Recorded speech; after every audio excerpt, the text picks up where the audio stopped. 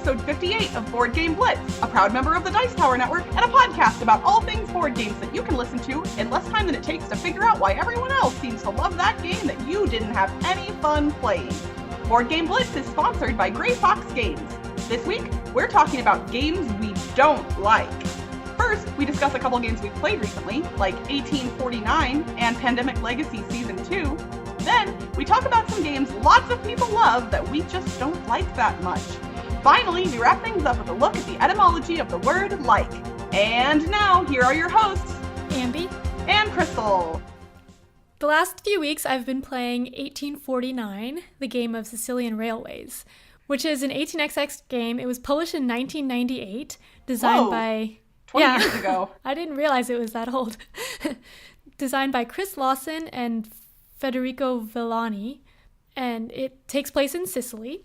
It's 3 to 5 players, but we've been playing it with 3 players. It's pretty good with 3 players, and BGG says it's good with 3 to 4. And it takes about 3 hours to play. What's interesting about this game? Well, there's a lot of interesting things, but on the map, there's a lot of mountains, and you have to pay each time you're building track on the mountains, so you're always poor. And it's incremental capitalization, so when you buy a share, that money goes into the corporation, so it only has whatever money you put into it. So it starts out poor, and you have to pay for track, so you're very poor all the time, and the money is really tight. But there's 2 types of track. You could have regular track and then also narrow gauge track, which is cheaper to build, but it's harder to run your trains across it. So there's a trade-off there. So the map is pretty interesting with that. Another cool thing about 1849 is that the timing is really important. So in our games that we've played, there's a couple of train rushes, and in order to buy the trains, you can issue shares from your corporation to get more money, because otherwise you have very little money.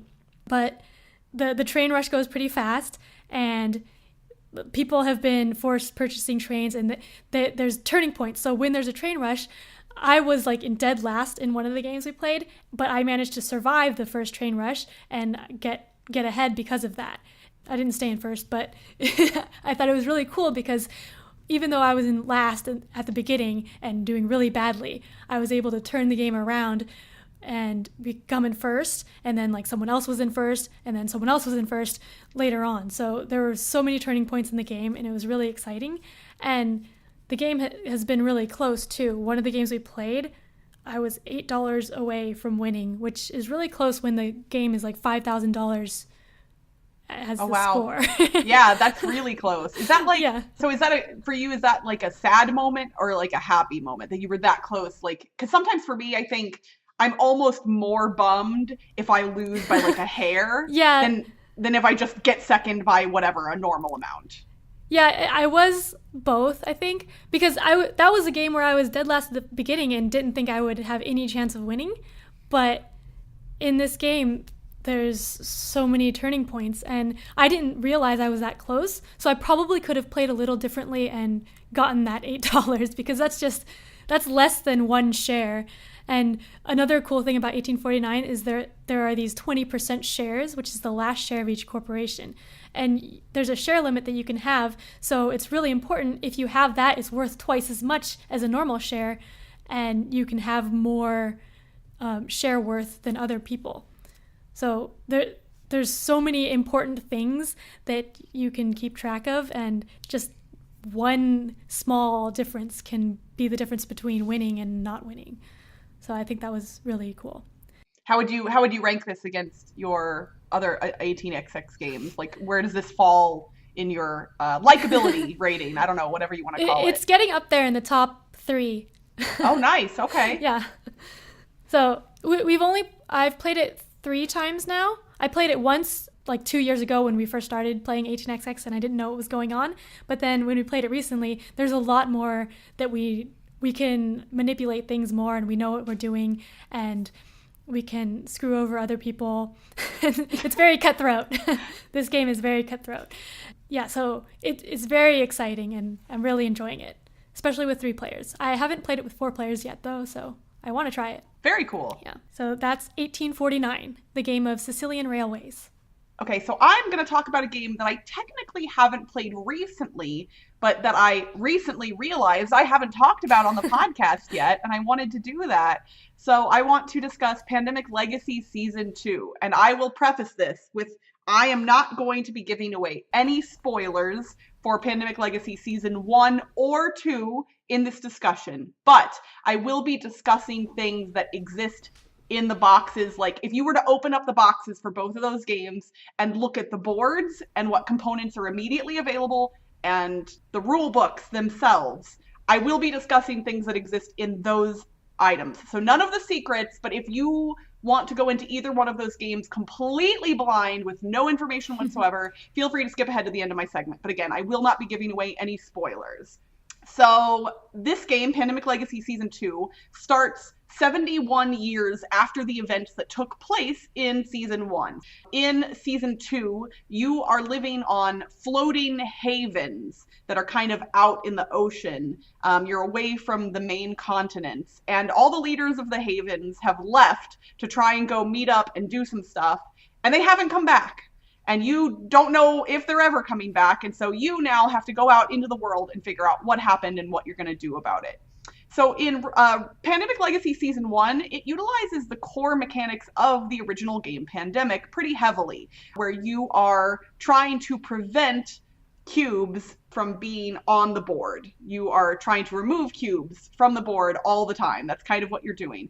In Pandemic Legacy Season 2, it flips that core mechanic on its head, and instead you are trying to keep the grid of cities supplied. You are trying to place supply cubes on cities, because when cards get drawn from the infection deck, cubes get removed from the board, the supply cubes. And if all of the supply cubes get removed from a city and then another card of that city gets drawn, plague happens, and that is bad. What's very cool about Season 2 compared to Season 1 is Season 2 starts with almost an entirely empty board. You have only a small piece of the world that you can see, and then a lot of the board is blank to begin. And on the board, you can see, and you learn in the rulebook, that there are spots that you can go and perform recon actions at. You turn in specific cards of specific colors to recon an area to discover more about it. So you start with very little, and as you do more actions, you uncover the world and the story that's happening and what's happened in the past 71 years. You get little bits and pieces of what happened between Season 1 and Season 2. So, again, I can't discuss a whole lot because of spoilers, but this game feels both simultaneously familiar to Pandemic and Pandemic Legacy Season 1, but also very different in a lot of ways, and I liked that. I was happy that when I opened this box and played this game, it didn't feel like a rehashing of Season 1. It really did feel kind of like a sequel, which is nice. Like, you've got the familiar elements, you've got the player deck and the infection deck and things that you know and are familiar with, but then all of these new things get thrown in and kind of make it more of a challenge because there's new rules and new things that you can do that you've never been able to do before, and that's really neat. So when I played Season 1, I played with 3 of my friends from my game group. For Season 2, I actually played with my husband. He and I don't play games together at home super frequently, but he agreed to play this with me, and so we played 2-player, and I had never really played much Pandemic 2-player before, and it was a really fun experience. I enjoyed being able to spend time with him playing this game, and I liked it. I think, a little more than Season 1, and it seems like that might not be the prevailing opinion. I think a lot of people have said they like Season 2, but that they like Season 1 more. And it's hard for me to compare them only because, with time, my memory fades. Yeah, you can't try it again, really. Right, like I can never play Pandemic Legacy Season 1 again. Well, okay, I mean, you can. But I can never... on his 3rd play. That's true. I think he just got another box to do it again. Yeah. And I would be willing to do that, but I'll never have the same experience. So I'm trying to compare the first experiences of both to one another. It's difficult. So again, sorry, can't do a whole lot of discussion because of spoilers, but basically I think if you played Season 1, I believe you will like Season 2. Whether you like it as much or not, it's hard to say. If you haven't played Season 1 and you just want to pick up Season 2, I think you can do that. What's interesting is they will reference some things in the flavor text of Season 2 that are technically spoilers for Season 1, but you won't know that they're spoilers without context. So I think you could even play these out of order if you wanted. But honestly, I would say the best experience is to play season 1 and then play season 2. But you don't have to.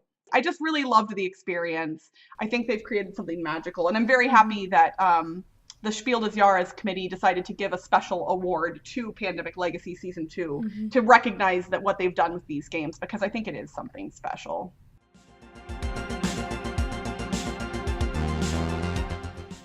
For this week's thematic segment, we wanted to talk a little bit about games that we don't like, that other people generally tend to like.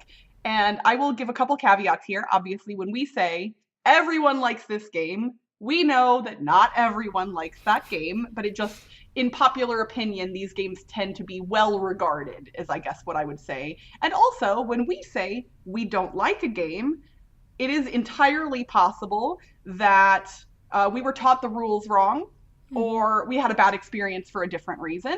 It is not always the game's fault. I think it's a good discussion to have. We talk a lot about the games that we love and the games we've enjoyed playing, and I think there's some interesting nuance to be had about discussing games that we didn't enjoy. Yeah, I was trying to think of games that I hate, and I really couldn't think of any, because a lot of the games that I don't like, I've only played once and then really just didn't feel like playing it again. So I just don't really like it. I don't know. It's not like I really hate them or anything. Yeah, there's an interesting distinction between I don't like a game and I dislike this game so much that I never want to play it again. Because even games that I'm about to say I don't like, I would theoretically be willing to play in the right circumstances. Yeah, same with me. Yeah, but one of them is Scythe, which I played once, and people had said that there wasn't much attacking in the game, but there was a lot of attacking in my game, and I don't really like area control fighting games, so I didn't like that part of the game as much, but I liked the other part of the game, like the action thing and the little board. Yeah. I'm still very curious about how I'm going, I'm going to play Scythe at some point, but what I'm going to think of it. But I think the fighting aspect, that kind of has a lot to do with who you're playing with and their play styles. Is that accurate from what you can tell? And I think also the special powers, one of the races is more fighting, I think. So that race was in play. Okay. And then, but yeah, what I didn't like about it is that when you die, you teleport back to your start location for some reason. I mean, is that supposed to be reminiscent of a video game? Because that's what happens in video games. But yeah, I don't know. I didn't think the theme was supposed to be a video game. Oh, I don't know. I'm just so yeah. So that was kind of frustrating. What's frustrating about that? Me not knowing. Because I would be going out to get resources, and then I would lose a battle, and then all of my guys would be back at the start. So it takes a long time to get to places on the map. Oh, okay. That's interesting. But yeah. Also, the fighting was card draw, which I drew a bunch of cards, never got above a 3, and other people started with 5s, so it was tough to win a battle for me. Randomization in games is good for the purposes of making things exciting, but it can also really be problematic if one person's getting all the good luck and one person's getting all the bad luck. And I'm not saying that there shouldn't be randomization, but it can be tough. Yeah, but that was a freak play, it seems like, because from what I've heard of other people, that doesn't really happen very often. So I'd be willing to try it again. Just there are so many other games to play. That's an interesting point. Before I get into any of the specific games that I want to talk about, I think it's hard because I don't ever want to dismiss a game or anything in life really just based on an initial negative impression, because a lot of things you can view negatively for reasons that are outside of their control. Mm-hmm. But there are so many games out there. So if I play a game and I'm not immediately enamored with it, it's why would I want to take the time to play it again when I could just go try something new or play a thing I already know I love? So it's hard, and I think that game designers have a really tough challenge there because there are so many games coming out now that if they don't hook people immediately, then if the games don't get a lot of buzz, they'll just fade into obscurity, and that's kind of a bummer. I will actually, I'll give a shout out to our sponsor, Gray Fox Games. They have an amazing game in their catalog that nobody is playing or talking about. Order of the Gilded Compass is one of my favorite dice games. And so many people have not tried it or played it, and I love it. I loved it before Gray Fox picked it up. It used to be a game called Alia Iacta Est, and I love that game. And I feel like for people who like games like Las Vegas, which I've now played, it's a great next step dice game because it's the same thing. You roll dice and then you allocate them to different spots, but there's more strategy and there's more things going on. So I have no idea why people aren't playing that game. They were literally selling it at Dice Tower Con for $15, and I almost lost my mind because it is a really good game. So they did not ask me to talk about this at all, but like it bothered me that people don't know about this awesome dice game. So I guess if you see a copy of Order of the Gilded Compass, grab it, especially if it's that cheap, because it's awesome. Or I'll play it with you. I will teach that one to anybody. Okay, sorry, I've gotten us way off topic. But it was good. So I have been talking a lot about roll and write games that I love. And there's one game in the roll and write genre, or flip and write, I guess, because some games are controlled by cards rather than dice, that I don't like at all, and a lot of people love, and that's Avenue, which has since been rethemed as Kokoro. And I have not played Kokoro, but I believe they're really similar. So many people love Avenue.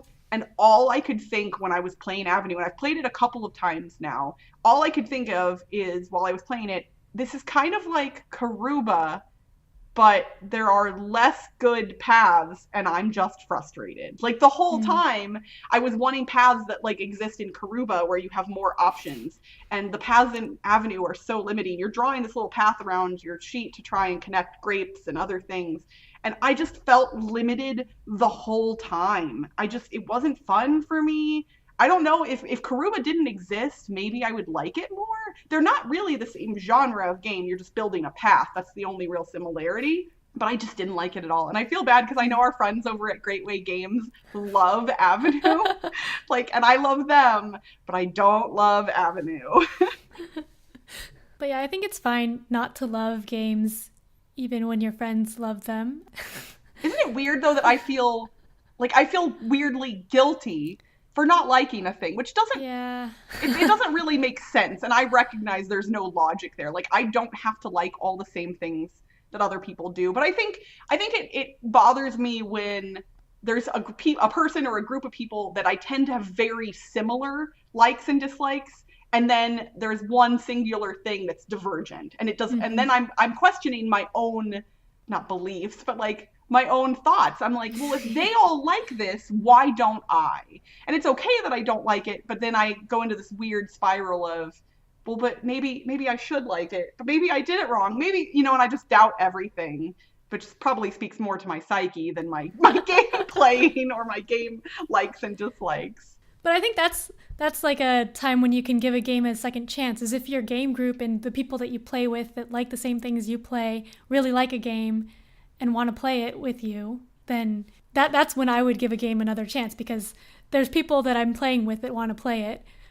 So that's like an opportunity to play the game, and I will try to give it another chance, and maybe I'll like it that time. That's a good point. Okay, so another game that I did not like on my first play was Terraforming Mars. And that's I'm gasping on behalf of the collective internet, not myself, for the record. Yeah. So it's a very popular game. But I think there are reasons for that, because we played like the beginner variant where you start out, there's no drafting of the cards. So we were just dealt cards and had to use those. And I had a really bad starting hand because I couldn't play any of my cards until certain prerequisites were met that couldn't be met until later on in the game. And the rest of the game was okay, but nothing jumped out to me.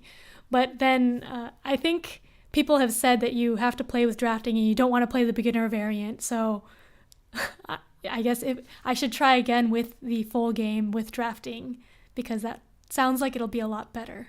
Yeah, I think sometimes it's a crutch for certain games. Like, you might be like, well, let's just start with the beginner variant because it'll be easier to learn. Mm-hmm. But I think for most experienced gamers, it feels like with some exceptions, you should usually just jump into whatever the normal game is for most games. Yeah, I usually don't like playing beginner variants, but in this game, someone else was teaching, so I didn't really have a say. Right. Yeah. I've had experiences where I've played games and didn't like them more because of how they were taught. So I think that kind of has a similar thing. Like I've talked in the past many times about how I hate, and I do say the word hate, Concordia, but my hate is tempered because the reason I hate it is because it was taught to me poorly, and the person who taught it was also not a great person to play games with. I do not play games with that person anymore, but this person specifically was really not a good teacher. They were the type of person that like taught us technically all of the core mechanics, but left out the importance of some of the mechanics, like glossed over certain things that are key to winning Concordia, and then utilized those things to make sure that he kicked all of our butts really, really hard. And like, that's not, I don't mind if I get beaten, especially by a person who's familiar with the game. That's fine. But it wasn't obvious what was happening until it was already kind of too late. And at that point I was like, I don't even want to keep playing anymore because I have no chance. And I don't necessarily need to win the game, but it felt like he left out information intentionally to give himself a better chance. And that's kind of crummy. Mm-hmm. Ambie, I think most of our listeners know that you like a lot of 18xx games. And I think to people who haven't played 18xx games, it can sometimes seem like they're all similar. You've obviously given us some very good insight as to how they are different. But having not played them, I think a lot of people might not recognize those differences. But you don't like all 18xx games, is what I hear. Is this accurate? Yes, that is accurate. In fact, one of the more popular ones I did not enjoy. I've only played it once, though. This is 1846, which is the one that's published by GMT, and a lot of people have and play and really like. But yeah, I played it once, and I actually just found it kind of boring. And I don't know if we were playing it wrong, or, well, people we were playing with aren't experienced with 1846, so we probably didn't have like all the cool strategies going on. But it felt more like a Euro game to me than an 18xx game, because it was more about building up a company and doing well, and then that person, if you have a really good company, then you're doing really well. And I like 18xx games where there's more attacking other people and you can have big swings in what happens, because that feels more exciting to me. Yeah, so I did not enjoy my play of 1846. It was okay, and maybe I'll play it again because some people in our group really like, or I don't know if they really like it, but they say it's a good game and they own it. So at some point I might play it again, but yeah.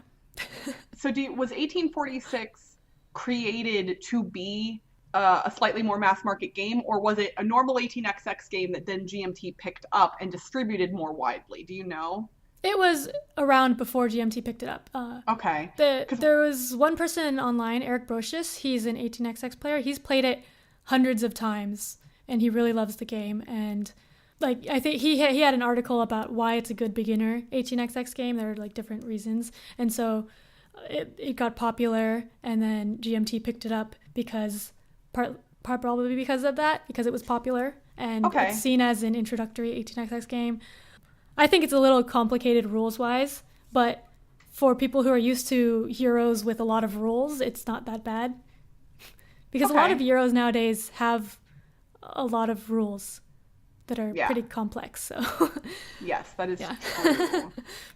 So I wonder if they picked it up because it is more Euro-like or more approachable than. So I guess that makes sense. But you played it after you'd played other 18xx games, right? So. Yeah.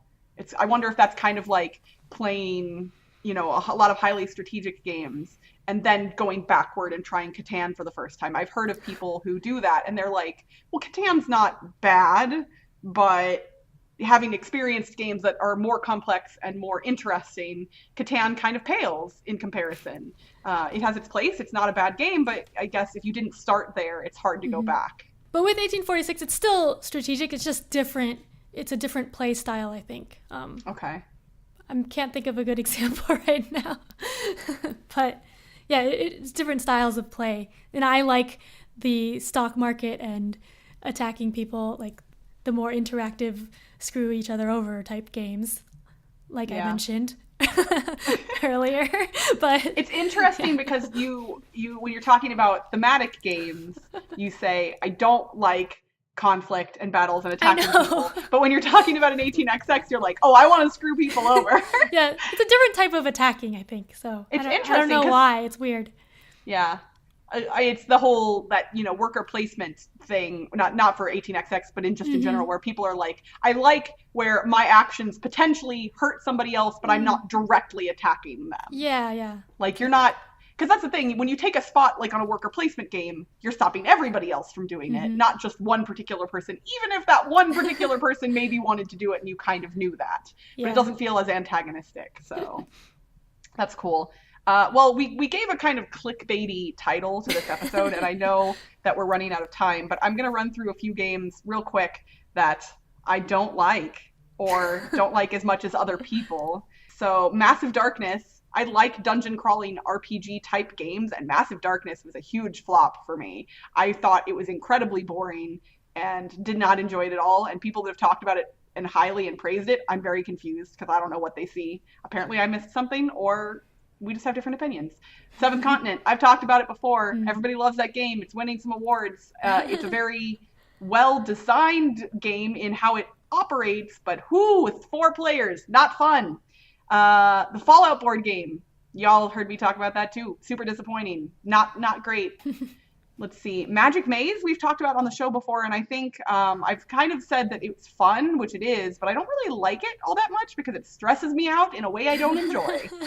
And then I'll mention Camel Up. I actually bought Camel Up back when it was kind of like a big thing. Everybody was talking about it. I played it a bunch, and I liked it at first. And as time has passed, it has cooled for me. I've grown to not like it for a number of reasons, some of which are hard to elaborate. I'm not even quite sure.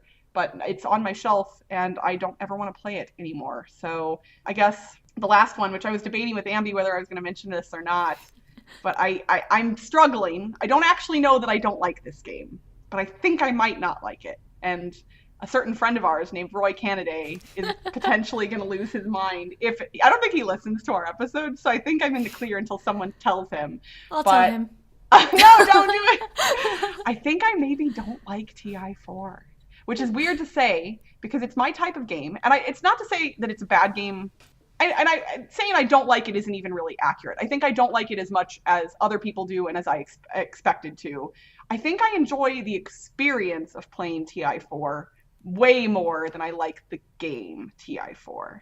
And I don't know if that's because it's kind of showing its age over the years. It seems like they've made a lot of improvements as the editions have come out, different editions. But yeah, it feels like after having played it twice now, I don't think it's my 4X game. It seems like stuff like Star Trek Ascendancy or Heroes of Land, Air, and Sea, which I got to try recently as well, are better. And I feel bad. I'm sorry, Roy, if you are listening to this. I don't hate it, and I'll still play it. That's the thing. Like, I enjoy the experience of playing it, especially with the right group. And that is an important point to note. Sometimes playing a game you don't like can be fun in the right circumstances. And playing a game that you love can be horrible in certain circumstances. So everything is subjective, as we would have said in our objective versus subjective episode. All of our likes and dislikes are not, definitive science. It's just a thing, and our opinions will change. Shoot, if we made our top 100 lists again today, just a few months after we did it, I think mine would be entirely different. Yeah, it's mine weird. would change. It's weird how quickly things shift. And it's hard for me personally not to get caught up in the hype train and the cult of the new and put more weight on new things over old things, which kind of ties back to the Pandemic Legacy thing. Like if I had Pandemic Legacy Season 2 higher than Pandemic Legacy Season 1, but is it higher because I like it more or because it's newer and it's in my brain, it's fresher? It's hard to tell. I don't know, really. So I guess that's going to continue to be a mystery.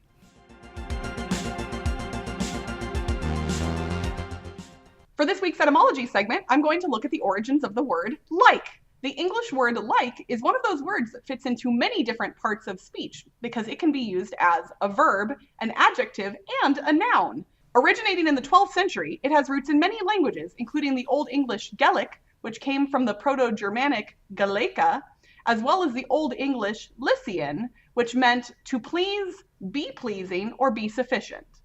The sense development of the word like is pretty unclear, but at times in the past, both like and dislike were actually used in a more impersonal sense, and the metaphorical liking of a thing went in the opposite direction that we know it today. So instead of saying, you don't like that game, someone in the past may have actually said, the game likes you not.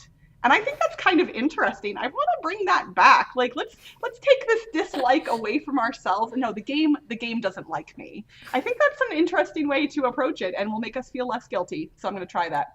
So the switch to the modern flow came about in the late 14th century, quite a while ago now, but we can still bring it back. And obviously, not everyone has to like everything, but hopefully knowing a little more about the word like will make you appreciate games that your friends like just a little bit more. And that's it for this week's Board Game Blitz. Visit our website, boardgameblitz.com, for video and blog content, as well as to get links to all our social media pages, including our Facebook, Twitter, Instagram, and Board Game Geek Guild. This episode was sponsored by Grey Fox Games. If you're at Gen Con, make sure to stop by the Grey Fox Games booth to pick up a copy of Pocket Mars and to tell them how awesome they are for sponsoring us. If you're not at Gen Con, head over to Kickstarter to check out Run, Fight, or Die Reloaded. Grey Fox Games, quality games cleverly crafted. If you're enjoying the podcast and want to show us a little love, you can become a patron for as little as $1 a month. Just head to patreon.com/boardgameblitz. Our patrons get a lot of benefits, including access to our private Slack channel where you can chat with us directly anytime. Our theme song was composed by Andrew Morrow. Technical support provided by Toby Mao. Board Game Blitz is a proud member of the Dice Tower Network. Check out the other shows in the network by visiting dicetowernetwork.com. Until next time, when we play this game, it's just a bit unfair. I don't like it much, but I won't whine and glare. Bye, everyone! Bye!